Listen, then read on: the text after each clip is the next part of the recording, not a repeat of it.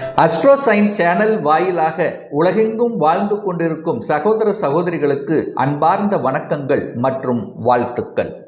இன்றைய பதிவு மாசி மாதத்துக்குரிய ராசி பலன்கள். முதலில் இந்த மாசி மாதத்தினுடைய கிரக நிலைகளை பார்க்கும் பொழுது ரிஷபமனையில் குரு பகவான், அதாவது கால சக்கரத்தினுடைய இரண்டாவது வீடு என்று சொல்லக்கூடிய தனஸ்தானத்தில் குரு பகவான் வீற்றிருக்க, இந்த மாசி மாதத்தில் செவ்வாய் பகவான் வக்ர நிவர்த்தி அடைகிறார். எப்போ அப்படின்னா மாசி மாதம் 12, அதாவது 24/2/2025 அன்று செவ்வாய் வக்ர நிவர்த்தி அடைகிறார்.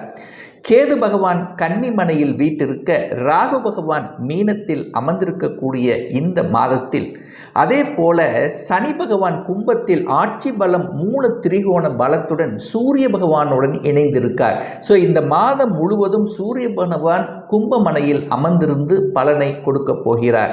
அதே போல புதன் பகவான் கும்பத்திலிருந்து மீனமனைக்கு பெயர்ச்சியாகிறார். எப்போ அப்படின்னா மாசி மாதம் 15/27/2025. ஸோ இந்த கிரக அமைப்புகளை வைத்துக்கொண்டு இந்த மாசி மாதத்தில் என்ன மாதிரியான பலன்கள், சாதகம் என்ன, பாதகம் என்ன, எதை செய்யலாம், எதை செய்யக்கூடாது, என்ன மாதிரியான தெய்வ வழிபாடு இந்த மாதம் உகந்தது என்பதை பற்றித்தான் இந்த பதிவில் நம்ம டீட்டெயிலாக பார்க்க போகிறோம். அதற்கு முன்னால் நம்மளுடைய சேனலை நீங்கள் ஃபர்ஸ்ட் டைம் பார்ப்பவர்கள் என்றால் மறக்காம சப்ஸ்கிரைப் பண்ணிக்கிங்க. மிதுன ராசி அன்பர்களே, இந்த மாசி மாதம் எப்படி இருக்கும்? உங்க ராசிநாதனான புதன் பகவான் 9ஆம் இடம் என்று சொல்லக்கூடிய பாக்யஸ்தானத்தில் இருக்கிறது ஒரு நல்ல அமைப்பு. அது யாரோட சேர்ந்திருக்கார்? சனியோட சேர்ந்திருக்கார், சூரியனுடன். அப்போ 9ஆம் இடத்தில் இருக்கக்கூடிய புதன் நற்பலனை தரும், அதில் மாற்று கருத்து இல்லை. ஆனால் உங்கள் ராசியில் செவ்வாய் பகவான் உட்கார்ந்துருக்கார். செவ்வாய்ங்கிறது யார்? ஆறுக்குரியவன். கடன், நோய், எதிர்ப்பு, பகையை தரக்கூடிய செவ்வாய் உங்கள் ராசிலேயே உட்கார்ந்துருக்கார், உங்கள் தலைமையிலேயே உட்கார்ந்துருக்கார். அப்போ எதிர்ப்பு கொடுப்பதற்கு ரெடியாக இருக்கிறது, ஹெல்த் பிரச்சனை வருவதற்கு ரெடியாக இருக்கிறது அப்படின்னு அர்த்தம். அதே சமயத்தில் பார்த்தீங்கன்னா அந்த செவ்வாய் வக்ரமாக உட்கார்ந்துருக்கனால சில சமயங்களில் கோபங்கள் வரும், ஆக்ரோஷம் வரும். அதாவது எதை பேசணும்னு பேசாமல், அதாவது முடிவெடுக்க முடியாமல் சில தவிப்புகளை கொடுத்து உங்களை ஏதாவது ஒரு இடத்துல சிக்கலை மாட்டிவிடும். அப்போ என்ன, எந்த ஒரு புதிய விஷயமாக இருந்தாலும் கொஞ்சம் யோசித்து செய்யணும் அப்படிங்கிறது தான் அமைப்பு இந்த மாதம். மற்றபடி பெரிய பாதிப்பை ஒன்றும் கொடுக்க போவதில்லை. உங்கள் ராசிநாதன் 9ஆம் இடத்துல இருக்கார், 10ஆம் இடமான தொழில் ஸ்தானத்தில் இருக்கார். அப்போ பாக்கியத்தை பற்றியும் தொழிலை சார்ந்த சிந்தனைகள் தான் இந்த மாதம் அதிகமாக இருக்க போகிறது. பொருளாதார அபிவிருத்தி உண்டா? நிச்சயமாக உண்டு. ஏன்னா 10ஆம் இடத்தில் சுக்கிரன் உட்கார்ந்திருக்கார், உச்ச பலத்துடன் உட்கார்ந்திருக்கார். 12ஆம் இடத்தில் குரு பகவான் உட்கார்ந்திருக்கார். அப்போ என்ன, பணம் விரயமாகும், சுப விரயங்களாக கன்வெர்ட் பண்ணும். பொருளாதாரம் உண்டு, அதில் மாற்று கருத்து இல்லை. சுக்கிரனும் குருவும் பரிவர்த்தனை பெற்று பரிவர்த்தனை யோகத்துடன் இருக்கக்கூடிய ஒரு நல்ல மாதம். அப்போ சுக்கிரனுங்கிறது யார்? உங்களுக்கு 5க்குரியவன், பூர்வ புண்ணியஸ்தானத்தின் அதிபதி, 10ஆம் அதிபதி தான் குரு பகவான். அப்போ என்ன நடக்க போகிறது? தொழிலில் ஏதாவது ஒரு மாற்றத்தை செஞ்சிடலாமா, தொழிலை அபிவிருத்தி பண்ணிடலாமா அப்படிங்கிற எண்ணங்களை கொடுக்கக்கூடிய மாதம். அப்போ புதுசாக எதையாவது ஒன்று புகுத்தி அதில் லாபத்தை அடையக்கூடிய தன்மை இருக்குது. ஆனால் எதிர்ப்பாளர்களும் இருப்பார்கள், உங்கள் தலை மேலே உட்கார்ந்துட்டு இருப்பாங்க. கொஞ்சம் இடம் விட்டீங்கன்னா எதையாவது ஒன்று பண்ணி உங்கள் உங்கள் மனதளவில் சில பாதிப்புகளை கொடுக்கக்கூடிய அமைப்பை உருவாக்கிறோம். ஸோ அங்கே மட்டும் கொஞ்சம் கவனம், எச்சரிக்கையோடு இருக்கணும். அதே சமயத்தில் 3ஆம் இடத்தை சூரியன் பார்க்கிறார். 3ஆம் இடம் என்பது தன்னம்பிக்கைக்குரிய ஒரு கிரகம் அல்லவா? அப்போது தைரிய வீரியத்தை கொடுக்கக்கூடிய ஒரு கிரகம் பாக்கியஸ்தானத்தில் உட்கார்ந்துருக்கார். அங்கே சனியின் வீட்டில் இருக்கிறபோது கொஞ்சம் எரிச்சல் ஊட்டக்கூடிய தன்மைங்கிறது நிச்சயமாக உண்டு, அதில் எந்த மாற்று கருத்து இல்லை. என்ன கொஞ்சம் அலைச்சல் திருச்சல் இருக்கும், டென்ஷன் இருக்கும், நிறைய டிராவல் பண்ண வேண்டிய சந்தர்ப்ப சூழ்நிலைகளை உருவாக்குமே தவிர பெரிய பாதிப்பை ஏற்படுத்தாது.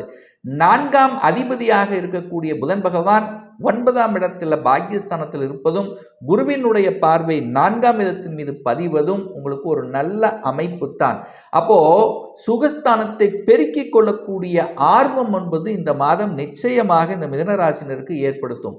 ஏன்னா சுக்கிரன் சொகுசுக்கு காரகன், வண்டி வாகனத்துக்கு காரகன், வீட்டுக்கு காரக கிரகமான சுக்கிரன் உச்ச பலத்தோட வலிமையா இருக்கார். 4ஆம் இடத்தை குரு பார்க்கிறார். அப்ப என்ன, ஒரு வீடு வாங்கணும் என்கின்ற எண்ண ஓட்டத்தை கொடுக்கும். ஒரு இடத்தை வாங்கிடலாம், அதாவது ஒரு ரொம்ப நாளாக ஒரு வாங்க முடியாத ஒரு வாகனம், ஆசைப்பட்ட வாகனத்தை வாங்கிடலாம் அப்படிங்கிற எண்ணங்களை கொடுக்கக்கூடிய ஒரு மாதமாக இருக்கும். அது செயல்படுத்தக்கூடிய தன்மையும் இந்த மாதம் இருக்குது. வாங்கலாமான்னு கேட்டிங்கன்னா 100% வாங்கக்கூடிய ஒரு அற்புதமான ஒரு மாதம் இந்த மாசி மாதம். தாயினுடைய ஹெல்த்தில் சின்ன சின்ன தொந்தரவு இருந்தாலும் இந்த மாதம் சரியாகக்கூடிய மாதம். எனக்கு கேது உட்கார்ந்துருக்காரு, அப்போ கேது இருக்கும்போது ஏதாவது ஒரு தடையும் எதையாவது ஒன்று கொடுக்கக்கூடிய தன்மை இருக்குது. ஆனால் அது குரு பார்வை இருக்கும்போது அந்த தடைகள் நிவர்த்தியாகும். தாய் ரீதியாக, தாய் வர்க்க ரீதியாக இருந்த பிரச்சனைகளை சால்வ் பண்ணுவதற்கு ஒரு உகந்த ஒரு காலகட்டமாக அமையும். 5ஆம் அதிபதி 10ல் போய் உட்கார்ந்துருக்கார். நல்ல ஒரு அமைப்பு. பூர்வ புண்ணிய ஸ்தானத்தின் அதிபதி, பஞ்சமஸ்தானத்தின் அதிபதியாக இருக்கக்கூடிய, காதல் ஸ்தானத்தின் அதிபதியாக இருக்கக்கூடிய அந்த சுக்கிரன் உச்ச பலத்தோட வலிமையாக 10ஆம் இடத்தில், அது ராகுவோடு சேர்ந்து உங்க ராசி அதிபதியோடு சேர்ந்திருக்கு. அப்போ காதல் வயப்படக்கூடிய வாய்ப்புகள், சந்தர்ப்பங்கள் இந்த மாதம் இருக்கிறது. அதுவும் குறிப்பாக அந்நியர்கள், அந்நிய மதம் சார்ந்தவர்கள், வெளிநாட்டில் இருப்பவர்களுடன் தொடர்பு இந்த மாதம் கிடைக்கப் பெறுகிறது அப்படின்னு எடுத்துக்கலாம். குழந்தைகள் நன்றாக படிக்கக்கூடிய அமைப்பு இந்த மாதம் இருக்கிறது. தான் நினைத்த படிப்பு படிக்கணும் என்கின்ற எண்ண ஓட்டத்தில் உறுதியாக ஒருநிலைப்போட படிக்கக்கூடிய ஒரு காலகட்டம். நல்ல எஃபர்ட் போடுவீங்க. அந்த எஃபர்ட்டுக்கு ஏற்ற சொல்யூஷனுங்கிறது நிச்சயமாக உண்டு. இப்போ படிப்பு நல்லா வருமா? நன்றாக படிக்கக்கூடிய ஒரு காலகட்டம் இந்த மாசி மாதம்னு சொல்லுவேன்.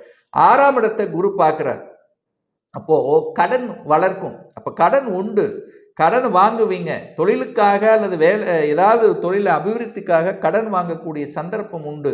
வீடு கட்டுவதற்கு கடன் வாங்குவீங்க, அல்லது வாகனம் வாங்குவதற்கு கடன் வாங்குவீங்க. கடன் உண்டு அப்படிங்கிற அமைப்பிற்கு வங்கியில் அப்ளை பண்ணால் கடன் நிச்சயமாக கிடைக்கக்கூடிய தன்மை. சின்ன சின்ன ஹெல்த் பிரச்சனைகள் வருவதற்கான வாய்ப்புகள் இருக்குது. பட் சரியாகக்கூடிய சந்தர்ப்பங்கள்.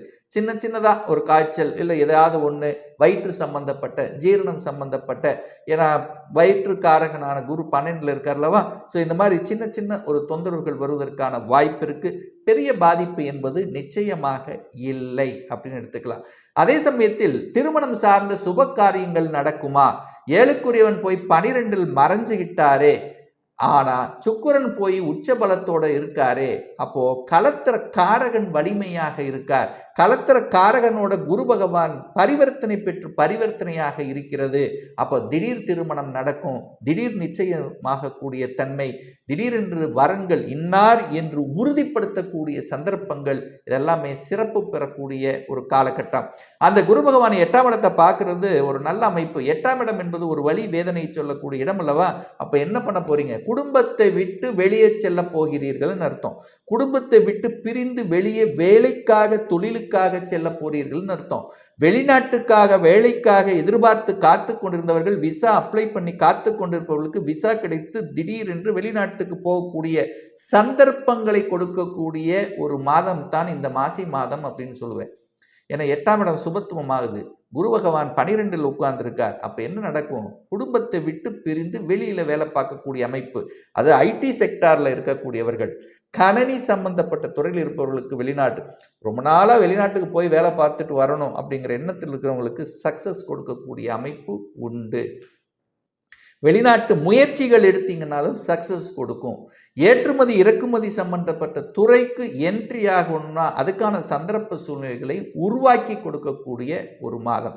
தகப்பன் சார்ந்த விஷயத்தில் நன்மைகள் நடக்கக்கூடிய தன்மை, இறைப்பணி ஆற்றுவதற்கான அனுகூலங்களை கொடுக்கக்கூடிய தன்மை, தர்ம காரியங்களில் ஈடுபடக்கூடிய தன்மை. அதாவது நிறைய பேர் ஏதாவது ஒரு ஹெல்ப் பண்ணணுமே, நான் எனக்கு ஒரு வேலை நல்லா இருக்குது, பட் ஏதாவது ஒரு சமூக பணிகளில் ஈடுபட்டு அதன் மூலமாக பெயரையும் புகழையும் கௌரவத்தை கொடுக்கக்கூடிய ஒரு அற்புதமான ஒரு மாதம் இந்த மிதுனராசி அன்பர்களுக்கு அப்படின்னு நான் சொல்லுவேன்.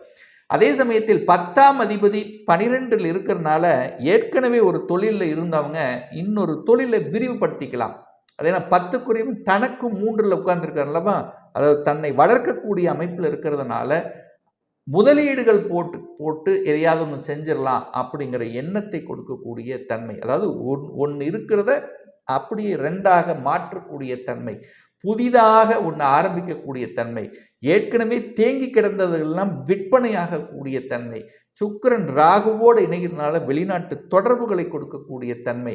ஸோ இதெல்லாமே உங்களுக்கு சிறப்பு பெறுகிறது அப்படின்னு எடுத்துக்குவேன். அதே சமயத்தில் சுக்கிரன் இந்த தடவை பார்த்தீங்கன்னா வக்ரம் அடைகிறார்.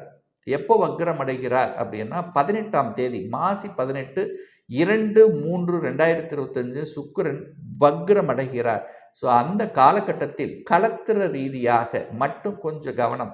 என்ன கவனமாக இருக்கணும்? கணவன் மனைவியார்னா கொஞ்சம் வாக்கு பிரச்சனைகள், அதாவது கருத்து வேறுபாடுகள் வருவதற்கான வாய்ப்புகள், அல்லது களத்திர ரீதியான பிரச்சனைகள் வருவதற்காக, அதாவது ஆண்களாக இருந்தால் பெண்கள் சார்ந்த விஷயம், பெண்களாக இருந்தால் ஆண்கள் சார்ந்த விஷயத்தில் கவனத்தோடனும் எச்சரிக்கையுடனும் நடந்து கொள்ளணும் அப்படிங்கிறதை மட்டும் ஆழமாக மனதில் பதிய வைத்து கொள்ளுங்கள். மற்றபடி உங்களுக்கு பெரிய தொந்தரவையும் ஏற்படுத்த போவதில்லை. ஒரு நல்ல தெய்வ வழிபாடு அப்படின்னு எடுத்துக்கொண்டால் இந்த மாசி மாதம் 14ஆம் தேதி 26/2/2025 அன்று மகா சிவராத்திரி இருக்கிறது. ஸோ அன்றைய தினம் உங்கள் ஊருக்கு அருகில் இருக்கக்கூடிய சிவபெருமானை சென்று வழிபடும் போது நிச்சயமாக விரதம் இருந்து, அதாவது எந்தெந்த தடைகள் உங்களுக்கு ஏற்படுத்தி கொண்டிருக்கிறதோ அல்லது மனதில் எதெல்லாம் நினைக்கணும் என்று ஆசைப்பட்டு கொண்டிருக்கிறீர்களோ அதை நினைத்து நீங்கள் வணங்கினீர்கள் என்றால் நிச்சயமாக அந்த தடைகள் அத்தனையும் நிவர்த்தி பெறும் என்பதில் எந்தவித மாற்று கருத்தும் கிடையாது. அதே போல் பார்த்தீங்கன்னா இந்த மாசி மாதம் 28, அதாவது 12/3/2025 இந்த மாசி மகம்.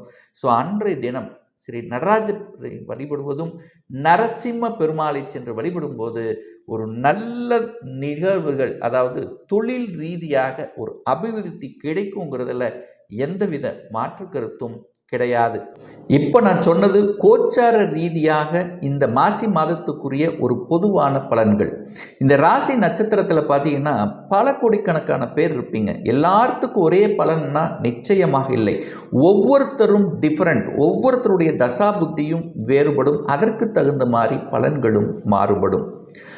ஒரு துல்லிய பலன் வேணும் அப்படின்னா உங்கள் ஜாதகத்தில் கிரகங்கள் எப்படி இருக்குது, என்ன ஆதிபத்தியம் பெற்றிருக்கு, எந்த டிகிரியில் இருக்கார், இப்போ நடப்பு தசா புத்தி அந்தரம் சூட்சமம் பிராணம் வாயிலாக நீங்கள் கேட்கக்கூடிய எந்த கேள்வியாக இருந்தாலும் சரி, இந்த 2025 சொந்த தொழில் செய்வதற்கான விதி கொடுப்பினை நம்முடைய ஜாதகத்தில் இருக்கா? அப்படி இருக்கக்கூடிய பட்சத்தில் எப்போ நம்ம சொந்த தொழிலை ஆரம்பிக்கலாம், என்ன கோர்ஸ் படிக்கலாம், அந்த கோர்ஸ் படிப்பதற்கான விதி கொடுப்பினை என்ன இருக்கிறது, எந்த கோர்ஸ் எடுத்து படித்தால் நம்மளுடைய ஃப்யூச்சர் நன்றாக இருக்கும், எப்போ நமக்கு இடமாற்றம் கிடைக்கும், எப்போ ப்ரமோஷன் கிடைக்கும், திருமணம் தடைப்பட்டு கொண்டே போகிறது, எப்போ தான் நமக்கு திருமணம் நடக்கும், எப்போ குழந்தை பாக்கியம் கிடைக்கும், எப்போ நான் வீடு கட்டுவேன், இது போன்ற கேள்விகளுக்கு துல்லியமான பதிலை நம்மால் கூற முடியும். ஒரு பர்சனல் கன்சல்டேஷன் எடுத்துக்கணும், ஒரு சுய ஜாதகம் பார்க்கணும் என்று விருப்பமுடைய அன்பர்கள் டிஸ்பிளே தெரியக்கூடிய நம்பருக்கு வாட்ஸ்அப் மூலியமாகவோ ஃபோன் கால் மூலியமாகவோ தொடர்பு கொண்டு அப்பாயின்மெண்ட் பெற்றுக்கொண்டு கன்சல்டேஷன் எடுத்துக்கலாம். நிச்சயமாக இந்த பதிவு ஏதாவது ஒரு ரூபத்தில் உங்களுக்கு யூஸ்ஃபுல்லாக இருக்குங்கிறதுல எந்தவித மாற்று கருத்தும் கிடையாது. நம்ம சேனலை நீங்கள் ஃபஸ்ட்டு டைம் பார்ப்பவர்கள் என்றால் மறக்காமல் சப்ஸ்கிரைப் பண்ணிக்கிங்க. பக்கத்தில் இருக்கக்கூடிய பெல் பட்டன் மற்றும் ஆல் நோட்டிஃபிகேஷனை கிளிக் பண்ணும்போது நான் போடக்கூடிய அடுத்தடுத்த பதிவு உங்களுடைய நோட்டிபிகேஷன்ல வந்து சேரும். இந்த ராசி நட்சத்திர நேயர்கள் அனைவரும் வாழ்க வளர்க வளமுடன் என்று எனது வாழ்த்தினை தெரிவித்துக் கொண்டு விடைபெறுகிறேன். நன்றி, வணக்கம், வாழ்த்துக்கள்.